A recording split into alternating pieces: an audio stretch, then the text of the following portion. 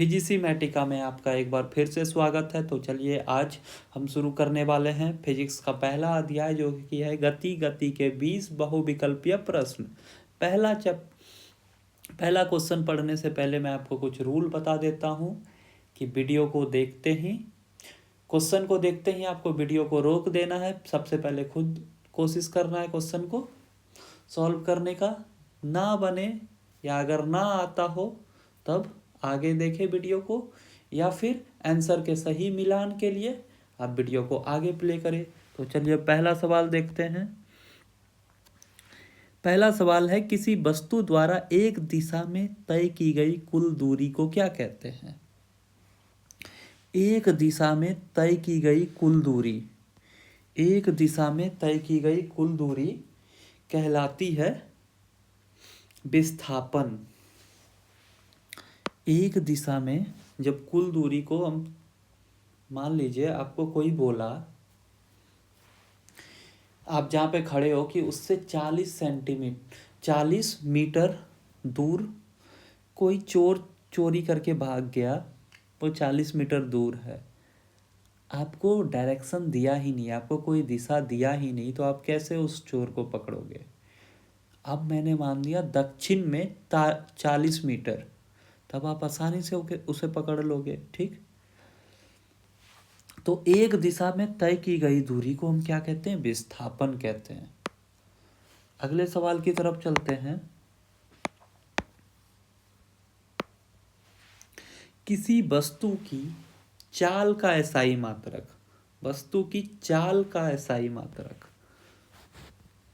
Metre पर second. चाल का एसआई मात्रक क्या होता है? मीटर पर सेकंड। Option number B.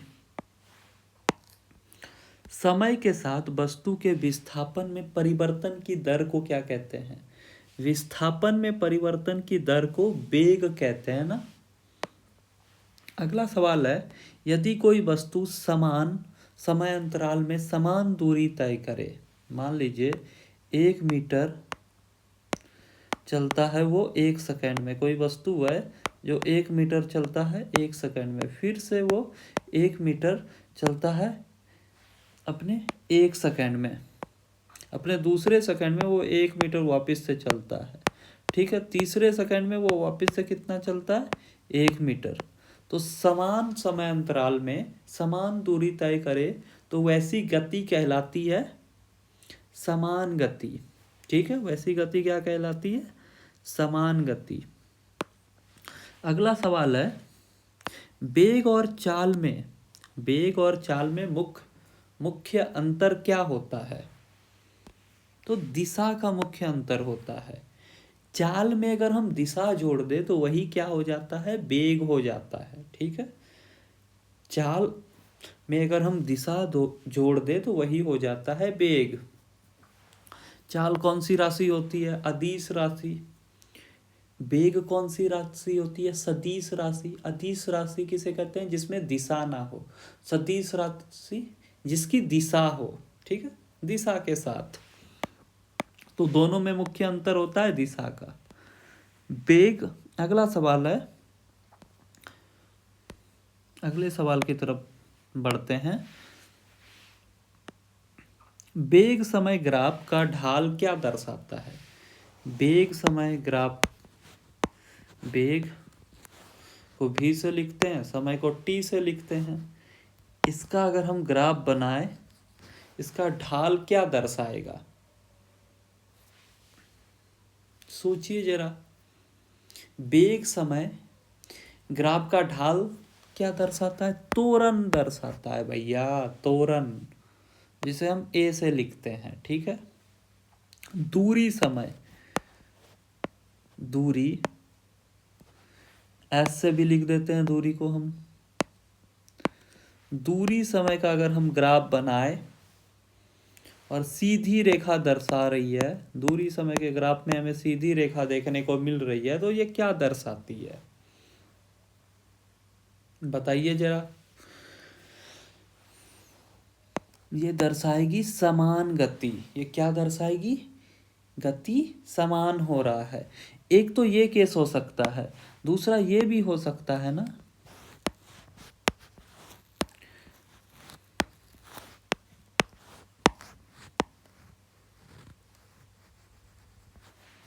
सीधी रेखा देखने को मिल रही है। हमसे क्या बोला, दूरी समय ग्राफ में सीधी रेखा क्या दर्शाती है।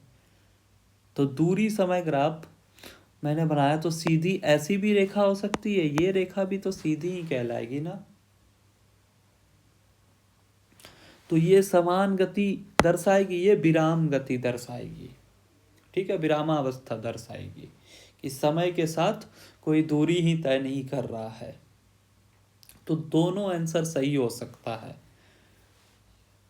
बी भी सी भी।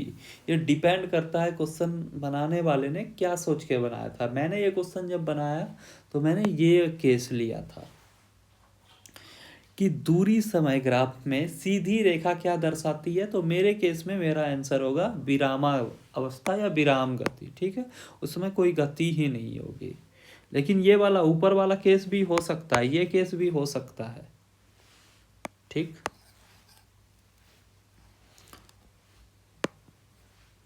यदि किसी वस्तु की वेग शून्य हो तो उसकी अवस्था होगी। यदि किसी वस्तु की वेग शून्य हो तो वो उसकी अवस्था क्या होगी। मान लेते हैं कोई वस्तु हमारे पास रखा हुआ है, ये m द्रव्यमान या m कोई वस्तु है, m कोई वस्तु है, इस वस्तु का नाम m है। ठीक है, इसका वेग क्या है, शून्य, ये चल नहीं पा रहा है। तो वो किस अवस्था में होगा, त्वरित होगा, समान गति में होगा, विराम में होगा, असमान गति में होगा। तो ये विरामावस्था में होगा। ऐसा इसलिए क्योंकि वस्तु की स्थिति समय के साथ नहीं बदल रही है। ठीक है, अगर कोई वस्तु का वेग शून्य है तो उसकी स्थिति समय के साथ नहीं बदल रही है, यानी वो वस्तु स्थिर है। इसका मतलब वो विरामावस्था में है। समझ में आई बात। अगले सवाल की तरफ चलते हैं। किसी वस्तु के वेग में प्रति सेकंड होने वाले परिवर्तन को क्या कहते हैं। किसी वस्तु के वेग में होने वाले प्रति सेकंड परिवर्तन को क्या कहते हैं। किसी वस्तु के वेग में होने वाले, ये देखिए, वेग प्रति सेकंड में परिवर्तन क्या कहलाएगा, ये कहलाता है त्वरण। अगला सवाल है अपना, त्वरण का एसआई मात्रक क्या है। त्वरण का एसआई मात्रक क्या है। त्वरण बराबर क्या होता है, वेग बटे समय। ठीक है, वेग का एसआई मात्रक क्या होता है, मीटर प्रति सेकंड, समय सेकंड में, तो ये हो जाएगा मीटर प्रति सेकंड का स्क्वायर। ठीक है, मीटर प्रति सेकंड का स्क्वायर। त्वरण का एसआई मात्रक मीटर प्रति सेकंड का स्क्वायर। अगले सवाल की तरफ चलते हैं। जब वस्तु का वेग समय के साथ घटता है तो त्वरण कैसा होता है। जब वस्तु का वेग समय के साथ घटता है तो त्वरण ऋणात्मक होता है। त्वरण कैसा होता है, ऋणात्मक होता है। ठीक है, इसे मंदन भी कहते हैं या इंग्लिश में रिटार्डेशन भी कहते हैं। ठीक है, इसे क्या कहते हैं, मंदन। ठीक है, मंदन क्या होता है, वेग घटने पे जो त्वरण ऋणात्मक हो जाए तो उसे मंदन कहते हैं। ठीक है, आगे बढ़ते हैं। गति के कौन से समीकरण समान त्वरण की अवस्था में लागू होते हैं। तो तीनों समीकरण जो होते हैं ना, वो समान त्वरण की अवस्था में लागू होते हैं। पहला समीकरण क्या है, v is equal to u plus a t. दूसरा है s is equal to u t plus half a t square. और एक है v square minus u square is equal to 2as। तो ये तीनों समीकरण में समान त्वरण लागू होता है। ठीक है, समान त्वरण मतलब ए का वैल्यू जो है ना कुछ कांस्टेंट रहे, कुछ स्थिर रहे, ये नहीं कि वैरी करे। ठीक है, ए का वैल्यू 2 मीटर प्रति सेकंड रहा तो वो 2 मीटर ही रहे, 4 ना हो, 5 ना हो। ठीक,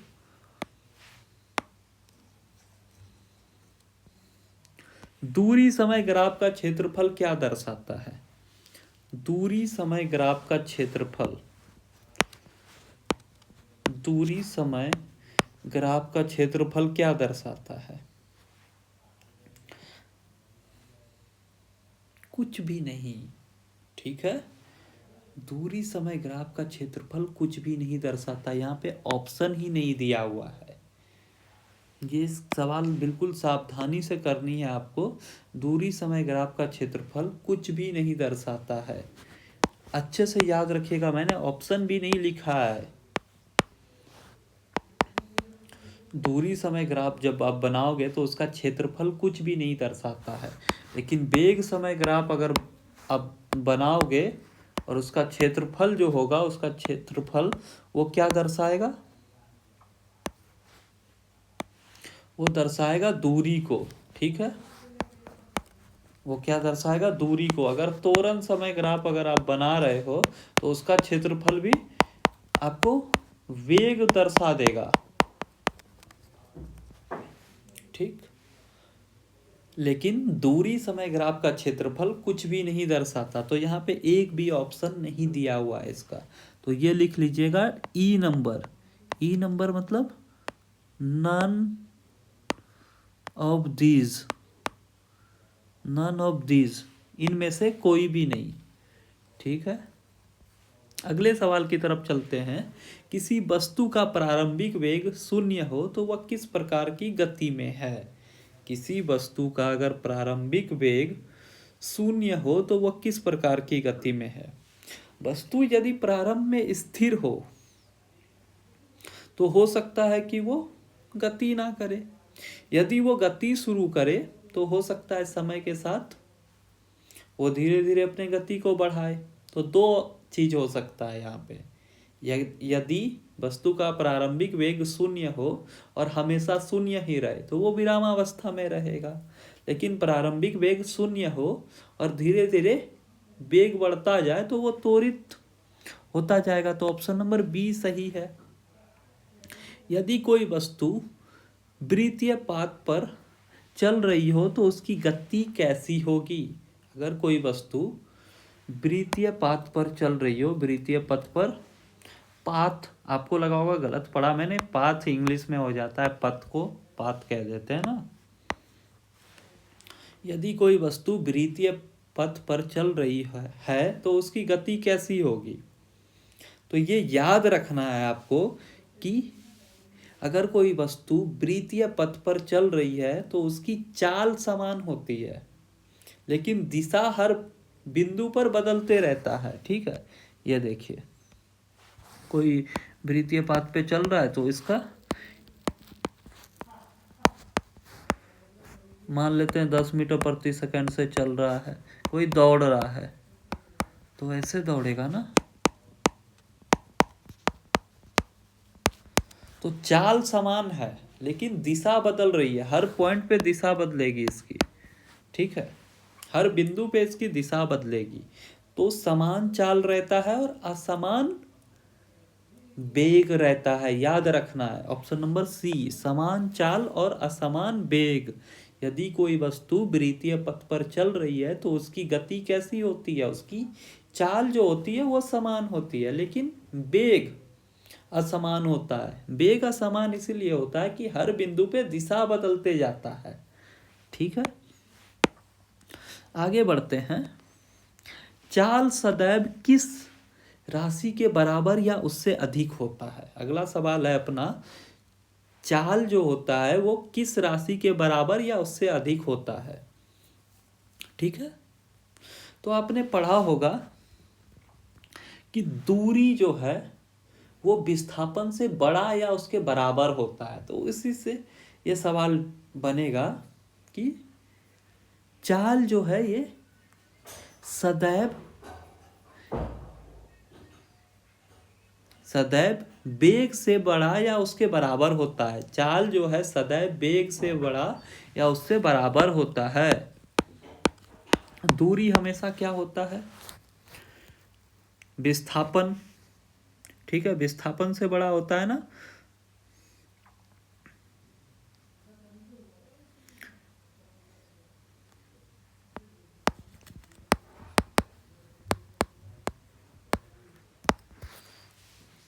तो इसे समय के रिस्पेक्ट में, समय के टर्म्स में अगर हम डिवाइड दे दे तो ये क्या हो जाएगा, ये हो जाएगा चाल और ये हो जाएगा वेग। तो चाल हमेशा बड़ा या बराबर होता है वेग से। बात समझ में आया? आई होप आपको समझ में आ गया होगा। अगर ना समझ में आए तो कमेंट जरूर करें। अगला सवाल है, वेग समय ग्राफ के नीचे का क्षेत्रफल क्या दर्शाता है?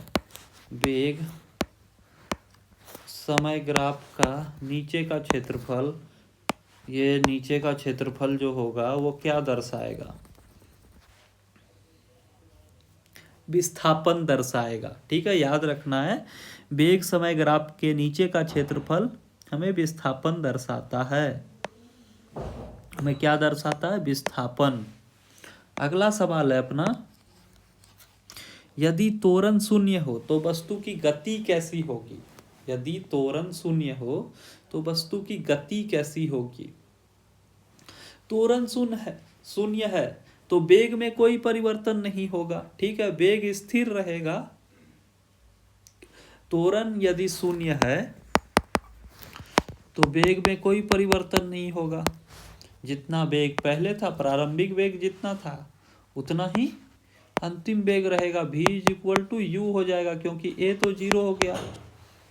ठीक है, t कुछ भी रख ले हम, तो प्रारंभिक वेग जो होगी वो अंतिम वेग के बराबर आएगी। इसके कारण वेग हो जाएगा समान। Option number C. बात समझ में आया? किसी वस्तु का वेग ऋणात्मक होने का क्या अर्थ होता है? अगला सवाल है अपना, किसी वस्तु का वेग ऋणात्मक होने का क्या अर्थ होता है? वेग ऋणात्मक का मतलब होता है वस्तु चुनी गई दिशा के विपरीत चल रहा है। ठीक है, जिधर हमने धनात्मक दिशा चुना है उसके विपरीत चल रहा है। मान लो ये अपना मूल बिंदु है। ठीक है, इधर से अगर कोई इधर चल रहा है, दाईं ओर चल रहा है, तो मैंने इसे कह दिया इसे धनात्मक दिशा। ठीक है, पॉजिटिव या धनात्मक दिशा। अब दूसरा जन आया, वो क्या किया? वो इस दिशा के विपरीत चल रहा है, तो हम इसे क्या कहेंगे? ऋणात्मक दिशा कहेंगे। ठीक, यही इस सवाल में पूछा गया है, किसी वस्तु का वेग ऋणात्मक होने का अर्थ क्या होता है? तो इसका सही जवाब हो जाएगा, वस्तु पीछे की दिशा में चल रहा है, वस्तु विपरीत दिशा में चल रहा है। बात समझ में आया? गति के समीकरण में u क्या दर्शाता है? u क्या दर्शाता है गति के समीकरण में? यह आंसर सभी को पता ही होगा, प्रारंभिक वेग। ठीक है, अगर कुछ नहीं समझ में आ रहा है तो कमेंट जरूर करें वीडियो के नीचे, और अंतिम में अपनी उपस्थिति दर्ज करवाने के लिए कमेंट सेक्शन में अपना नाम लिख दे। अगर आपको वीडियो अच्छा लग रहा है तो आप बता सकते हो कि आपको इस वीडियो में क्या अच्छा लग रहा है। अगर अच्छा नहीं लग रहा है तो आप ये भी बता सकते हो।